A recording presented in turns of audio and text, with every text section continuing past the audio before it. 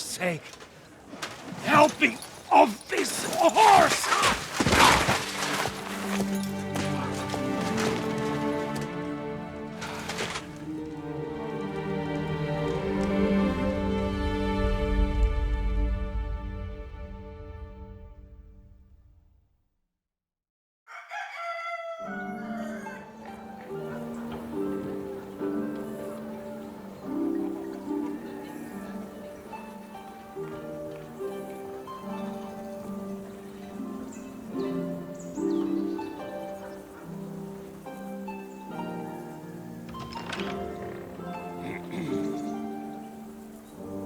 You may enter.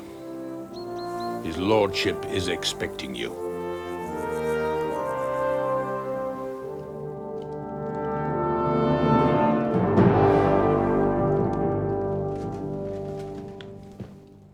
So, you're messengers from Rattay, huh? I was wondering when someone would turn up. All right, then. Let's hear it. My respects, Sir Otto. I am Sir Hans Capon of Perkstein, and this is Henry of Skalitz, my escort. Welcome to Trotsky, gentlemen. I'd greet you standing up as befits, but I'm glad I can even sit at the moment. I heard you were ambushed by outlaws. You heard right. Those bastards did a job on me. And I got out luckier than most. Almost all the others were killed, including my page and my surgeon. So there is no one here to heal me, and I will have to inform poor Albert's father that his son died in my service. I hope your health will soon be restored, sir. We shall see. But now, you tell me what happened here in Herrgottsnamen. Why did my chamberlain try to hang you, Lord Capon? In truth, the welcome we got from your Master Chamberlain was somewhat... how shall I put it?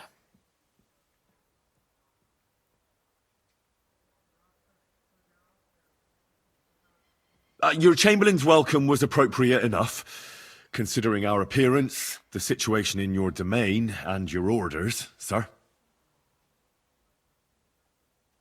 Ah.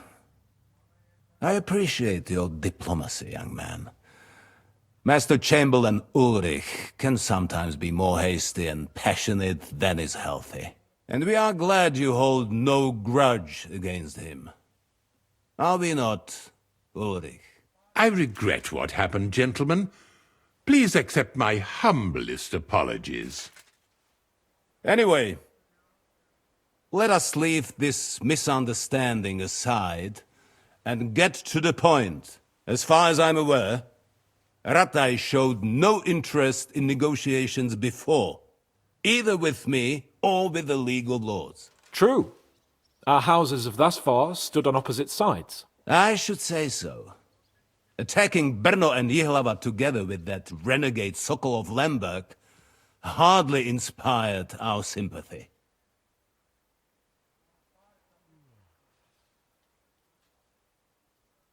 Now we can all point the finger. Your League of Lords, on the other hand, abducted the king. Although I don't doubt you had your reasons, just as Sir Hanush did. We certainly had. The main one being that your Wenzel is an irresponsible drunkard and idler who is hurting the Empire by his inactivity. But let us leave that aside. Tell me, what does Sir Hanush have on his mind? I am all ears.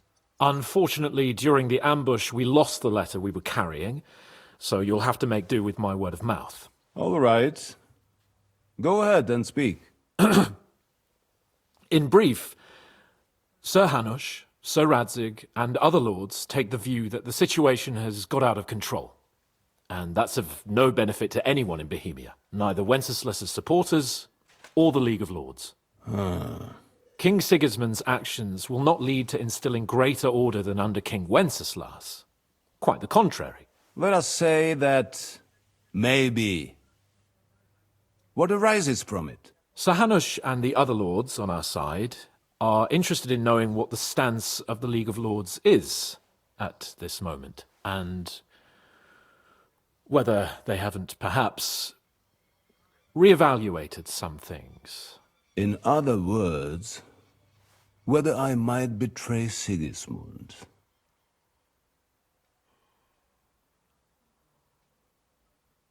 Well, betray is a strong word. We came to you, Sir Otto, because you're the leading voice of the League of Lords. I expect there are also lords among your ranks who are considering how to find a way out of this sticky situation. And for the Kingdom of Bohemia, it would certainly be better if our powers were to join rather than parting. Your companion speaks like a diplomat, Sir Hans. However, the question is whether it's possible to join fire with water and end up with anything but nasty smoke. Nonetheless, Sir Hanush and Sir Radzik are right. There is disorder and anarchy in the land. Bandits riding roughshod all over. As we all know, to our cost. We've had plenty of experience of that at home too, sir. Only a short time ago we had to deal with a similar band. Then you will surely understand that before I begin debating who would be the better king, I must sweep my own doorstep. Only I'm damned if I know how to do that, since those bastards have wiped out half of my garrison, including my captain. If I may be so bold, sir, you're not the only one. We also have a score to settle with them, so Henry and I will gladly help you. Is that so? Now that is what I call the words of a knight, Sir Hans. Right now, we've got a common enemy, so we have common interests too. So then, sir, may we be of assistance to you? Indeed you may. Perhaps in the end we may really find some common ground. I need to muster sufficient reserves to deal with those outlaws once and for all. I'm summoning my vassals here to Trotsky. And since I don't have many men left to send as messengers, I will gladly accept your help. Just say the word, sir. Where should we go? You'll go to Nebakov, a small castle, or rather a fortress among the cliffs. The yeoman there, Jaromir Nebak, is an old hardhat and may not be very willing to fulfill his obligations. It would be useful if an eloquent noble like yourself visited him to explain him clearly why I need his whole garrison.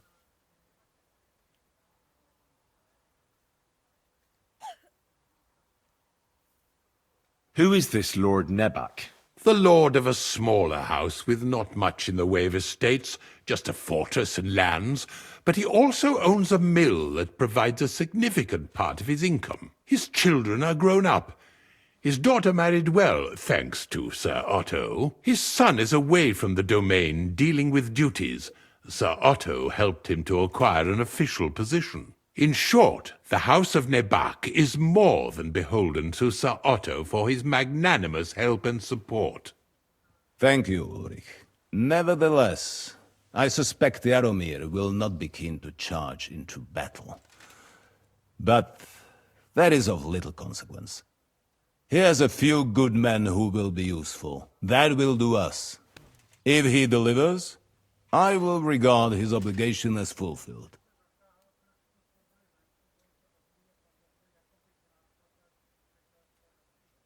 What should we do if he's unwilling to heed what we say? His house has always been loyal to mine. And it has always been more than worth their while. So tell him that I would like it to remain so. I do not expect any great obstacles, but it would be wise to show Sir Jaromir respect by sending him someone of status. He will take his time over being persuaded, and then concur, as he always has done. I'll get to him somehow, sir. I expect nothing less from you. Is the route safe? As I said, the fortress is in the wilderness amongst the cliffs. There are many places where outlaws may be hiding, so watch out. Don't worry, sir. I have Henry here by my side for such situations. Is that all, sir? It's no simple task. Knowing Jaromir, if I sent a common messenger, he'd come back with a boot print on his backside. Dealing with the lower nobility can be tricky. They tend to be fixated on their own somewhat fragile status. We'll take care of it, sir. Count on us. All right. We'll head out as soon as possible. Let's not delay our diplomatic mission unnecessarily. Very well. I think that is all for now. The Chamberlain will show you where you can put your heads down, and he will supply you with horses. And once we have resolved this little digression, we shall talk about your own mission.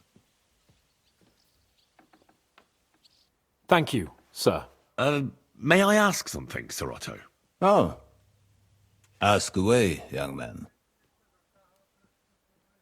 When you were ambushed, did you see those bandits? Would you recognize any of them? Henry, don't start with that again. Why do you ask? The thing is, when we were ambushed, I believe I saw among them one of the men we ran up against at home. Oh. What did he look like? Do you know his name? He's called Istvan Toth, a Hungarian noble. He wears black armor, a stocky fella, around 40. I've already told you that's nonsense. How would he be here? You only saw him from a distance, from behind. You're imagining it. And why does this Toth interest you, young man? He was the leader of a band that made trouble for us in Sasau. And he has something that belongs to me. Interesting. Interesting. But I must disappoint you. I saw no one of that description. Thank you, sir. And sorry. I had to ask. I understand. And now I shall entrust you to the care of Ulrich here. And I shall look forward to the good tidings you bring me from Nebakov. Go with God, gentlemen. Thank you for everything, sir. The Lord be with you. There will be time enough yet for social niceties.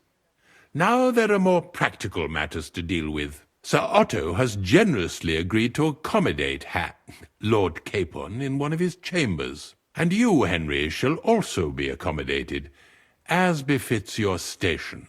There, your equipment shall also be returned to you, and you'll find your horse in the stable. Nevertheless, his lordship takes the view that, as a noble's escort, you should have a befitting mount, and therefore he has kindly decided that you may take one of our horses, if you so wish. Gentlemen, follow me.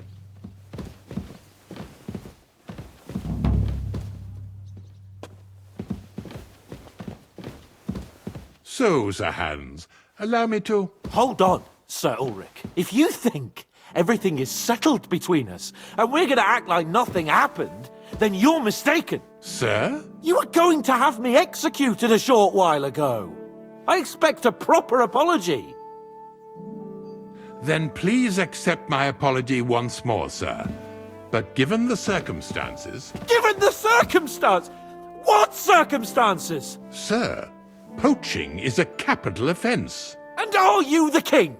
That you can hand down death sentences? No, you are not. What's more, you had plenty of reasons to realise it wasn't a good idea. Sir, I could not have realised that. You couldn't have realised! Yes, you could, but then you wouldn't have been able to play the Lord and stage private executions. Sir, once more I apologise. And now, please allow me to show you to your quarters. I wouldn't dream of inconveniencing you. I'll find my quarters by myself. Henry, once you're done with that annoying fool, get your horse and we'll meet at the gate. Well, it seems Lord Capon will not be requiring my services anymore today. Please excuse him. He's been through a lot, as I'm sure you understand. It is understandable, of course. I was just hoping that our relationship would be a bit warmer after that, regrettable misunderstanding.